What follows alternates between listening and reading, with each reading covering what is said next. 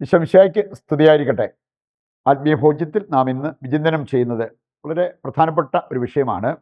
ആനന്ദത്തിൽ നിന്നും സന്തോഷത്തെ വേർതിരിച്ച് കാണാൻ നമുക്ക് സാധിക്കണം. ചിലർക്കെല്ലാം ഒരുപോലെയാണ്. ആനന്ദത്തെയും കാണുന്നത് സന്തോഷമായിട്ടാണ്.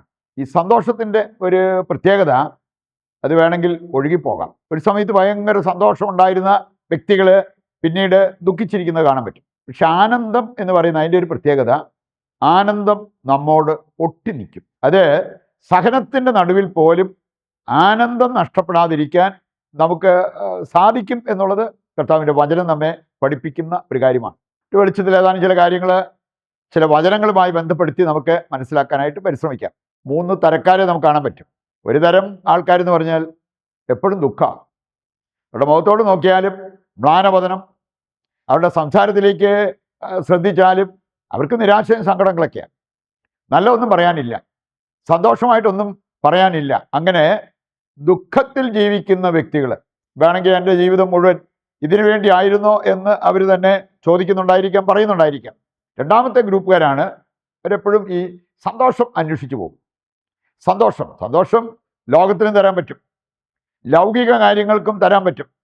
നല്ലൊരു ഭക്ഷണത്തിനോ അല്ലെങ്കിൽ പണത്തിനോ ലൈംഗിക സുഖത്തിനോ ഒക്കെ സന്തോഷം പകരാൻ പറ്റും. പക്ഷെ അതിൻ്റെ പ്രത്യേകത, ഇത് കഴിഞ്ഞ് അതെങ്ങാനും നമുക്ക് നഷ്ടപ്പെടുകയാണെങ്കിൽ നമ്മുടെ സന്തോഷം ആ കൂടെ നഷ്ടപ്പെടും. അതുപോലെയല്ല ആനന്ദം നമ്മൾ സ്വന്തമാക്കിയാൽ ആനന്ദം നമ്മളോട് ഒട്ടി നിൽക്കും. സമ്പത്ത് നഷ്ടപ്പെട്ടെന്ന് പറഞ്ഞാലും, സൗന്ദര്യം നഷ്ടപ്പെട്ടെന്ന് പറഞ്ഞാലും, അല്ലെങ്കിൽ ആരോഗ്യം നഷ്ടപ്പെട്ടെന്ന് പറഞ്ഞാലും ആനന്ദം നമ്മളെ വിട്ടുപോകത്തില്ല. അതാണ് അതിൻ്റെ ഒരു പ്രത്യേകത. ഇതാണ് കർത്താവിൻ്റെ വചനം നമ്മെ ഓർമ്മിപ്പിക്കുക. നമുക്ക് കാണാൻ സാധിക്കും, ചില ബൈബിൾ സംഭവങ്ങൾ എടുക്കുമ്പോൾ ഒരു ഗ്രൂപ്പ് ആൾക്കാർ യേശു കുരിശിൽ മരിച്ചപ്പോൾ സന്തോഷിച്ചു. ശല്യം തീർന്നല്ലോ എന്നുള്ള രീതിയിൽ അവർക്ക് സന്തോഷമായിരുന്നു. പക്ഷെ നമ്മൾ കാണുകയാണ്, അതിനുശേഷം യേശു ഉത്ഥാനം ചെയ്തു. 3-ാം ദിവസം അവൻ ഉത്ഥാനം ചെയ്തു. ഈ ഉത്ഥാന വാർത്ത അറിഞ്ഞു കഴിഞ്ഞപ്പോൾ ഈ സന്തോഷിച്ച വ്യക്തികൾക്കെല്ലാം ദുഃഖമായി, അവർക്ക് നിരാശയായി.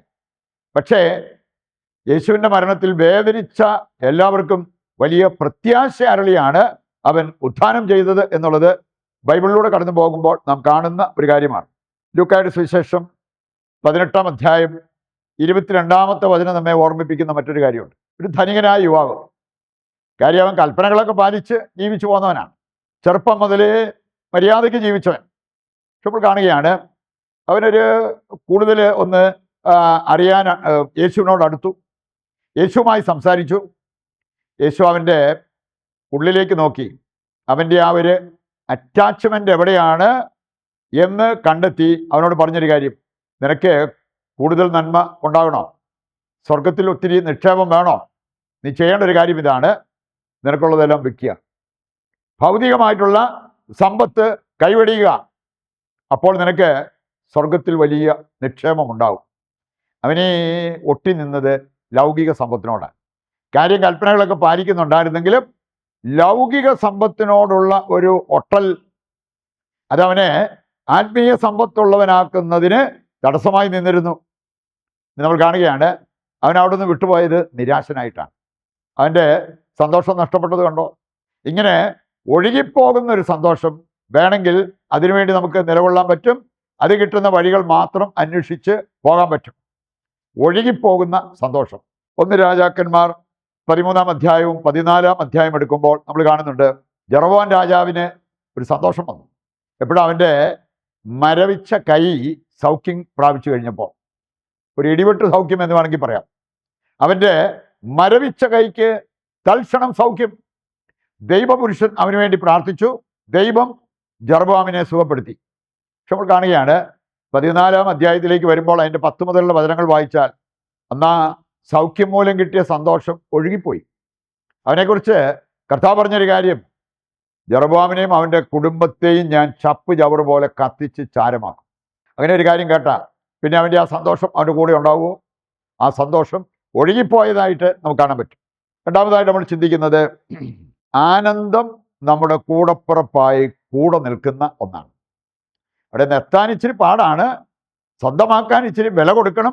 പക്ഷേ അത് സ്വന്തമാക്കിയാൽ കൂടപ്പുറപ്പായിട്ട് അത് നമ്മുടെ കൂടെ ഉണ്ടാവും. നമുക്കിത് നമ്മെ പഠിപ്പിക്കുന്ന ചില വചനഭാഗങ്ങളുണ്ട്. മത്തായി 5, 11, 12 വചനങ്ങൾ. മറ്റുള്ളവർ നിങ്ങളെ അവഹേളിക്കുകയും പീഡിപ്പിക്കുകയും എല്ലാവിധ തിന്മകളും നിങ്ങൾക്കെതിരെ വ്യാജമായി പറയുകയും ചെയ്യുമ്പോൾ ഭാഗ്യവാന്മാർ ആനന്ദിച്ചാഹ്ലാദിക്കുകയാണ്. ഒരുപാട് പ്രാർത്ഥനയും കാര്യങ്ങളൊക്കെ ഉണ്ട്, എല്ലാ ദിവസവും കുർബാനയ്ക്കൊക്കെ പോകുന്നുണ്ട് എന്ന് പറയുന്നവർക്ക് പോലും ഇത് നടക്കുമോ, ഇത് പ്രാവർത്തികമാകുമോ? ഇങ്ങനെയുള്ള സാഹചര്യം വരുമ്പോഴും ആനന്ദിച്ചാഹ്ലാദിക്കുക. നിങ്ങളുടെ പ്രതിഫലം വളരെ വലുതായിരിക്കും. സാധ്യമല്ലെങ്കിൽ കർത്താവ് ഇങ്ങനെ ഒരു കാര്യം പറയുമായിരുന്നോ? സാധ്യമാണ്. ദുഷ്കരമായ കാര്യമായിരിക്കാം, പക്ഷേ സാധ്യമാണ് എന്നുള്ള ആ ഒരു യാഥാർത്ഥ്യം നമ്മൾ തിരിച്ചറിയണം. അപ്പോസ്തല പ്രവർത്തനം 13-ാം അധ്യായം 50 മുതൽ 52 വരെ വായിച്ചാൽ ഇത് സാധ്യമാണെന്നുള്ളതിൻ്റെ തെളിവാണ് അവിടെ. പൗലോസ്, ബർന്നബാസ് അവർക്കെതിരെ പെണ്ണുകേസ് വരെ ആരോപിച്ച് തെറ്റായ ആരോപണങ്ങൾ നടത്തി അവരെ അപമാനത്തിലേക്ക്, ലജ്ജയിലേക്ക് നയിച്ചു. പക്ഷെ നമ്മൾ കാണുകയാണ് അവരാനന്ദിച്ചു. പരിശുദ്ധാത്മാവിൽ ആനന്ദിച്ച ശിഷ്യന്മാരെയാണ് ഈ വചനഭാഗത്ത് നമുക്ക് കാണാൻ പറ്റുക. അപ്പോസ്തല പ്രവർത്തനം 5:41 എടുക്കുമ്പോൾ ഒരുപാട് പീഡനമേറ്റ, അടിയേറ്റ വ്യക്തികളെ നമുക്ക് കാണാൻ സാധിക്കും.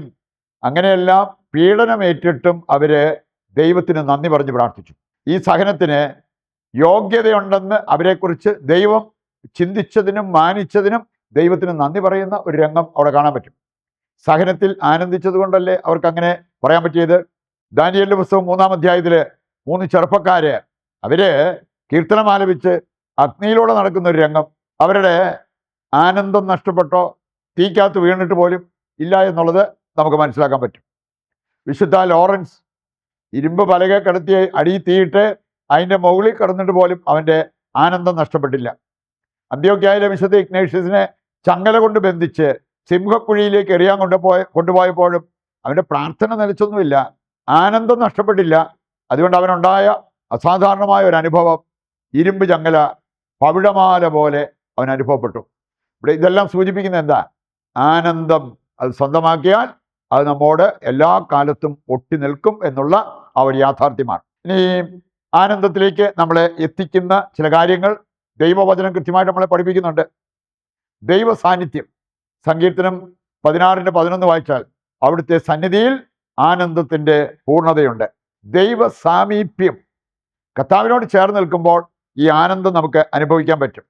സങ്കീർത്തനം 73:28, നിയമാവർത്തനം 4-ാം അധ്യായം 7-ാമത്തെ വചനം. ഇതൊക്കെ വായിച്ചാൽ നിയമാവർത്തനം 4:7 പറഞ്ഞിരിക്കുന്നത് ഇസ്രായേലിൻ ജനതയുടെ ഒരു ഭാഗ്യം, ദൈവത്തോട് ഇത്രയും അടുത്ത് നിൽക്കുന്ന, ദൈവം അവരോട് ഇത്രയും അടുത്ത് നിൽക്കുന്ന മറ്റേത് ജനതയാണുള്ളത്. അതുകൊണ്ട് ദൈവ സാമീപ്യം നമുക്ക് ഒരുപാട് ആനന്ദം പകരും. ലൂക്കാ 10:21 പരിശുദ്ധാത്മാവിൽ ആനന്ദിക്കുന്ന യേശുവിനെ കാണാൻ പറ്റും. നമ്മുടെ ഉള്ളിലാണേലും ആത്മാവ് ആക്റ്റീവ് ആണെങ്കിൽ ഈ ആനന്ദം നമുക്ക് അനുഭവിക്കാൻ പറ്റും. അതൊരു രോഗം വന്നാലോ നഷ്ടം വന്നാലോ നമുക്ക് നഷ്ടമാകത്തില്ല. വചനം നമുക്ക് ആനന്ദം പകരും. ജെറമ്യായുടെ പുസ്തകം 15:16 വായിച്ചാൽ മതി. അങ്ങയുടെ വചനം കണ്ടെത്തിയപ്പോൾ ഞാനത് ഭക്ഷിച്ചു, അതെനിക്ക് ആനന്ദാമൃതമായി. ആനന്ദം പകരുന്ന അമൃതമായിട്ട് ദൈവവചനത്തെ നമുക്ക് കാണാൻ പറ്റും. നമുക്ക് ഈ കാര്യങ്ങൾ മനസ്സിലാക്കിക്കൊണ്ട് ഒരു സന്തോഷത്തിൻ്റെ പുറകെ പോകുന്നതിനേക്കാൾ ആനന്ദം അത് സ്വന്തമാക്കണം, അതെൻ്റെ മുഖമന്ത്രിയാകണം എന്ന് ആഗ്രഹിച്ചുകൊണ്ട് പ്രതിഷ്ഠാ ജപത്തിൽ നമുക്ക് പങ്കുചേരാം.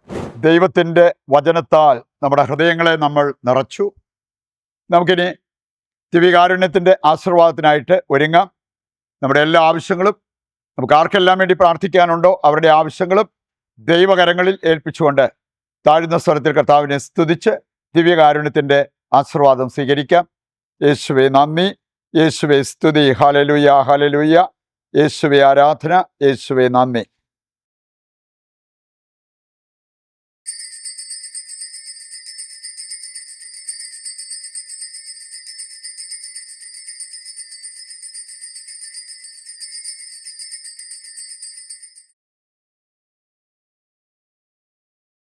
പരിശുദ്ധ പരമ ദിവ്യകാരുണ്യത്തിന് എന്നേരവും ആരാധനയും സ്തുതിയും പുകഴ്ചയും ഉണ്ടായിരിക്കട്ടെ. മറ്റൊരു എപ്പിസോഡുമായി നാളെ വീണ്ടും നമുക്ക് ഒന്നിക്കാം. ദൈവം നിങ്ങളെ സമൃദ്ധമായി അനുഗ്രഹിക്കട്ടെ.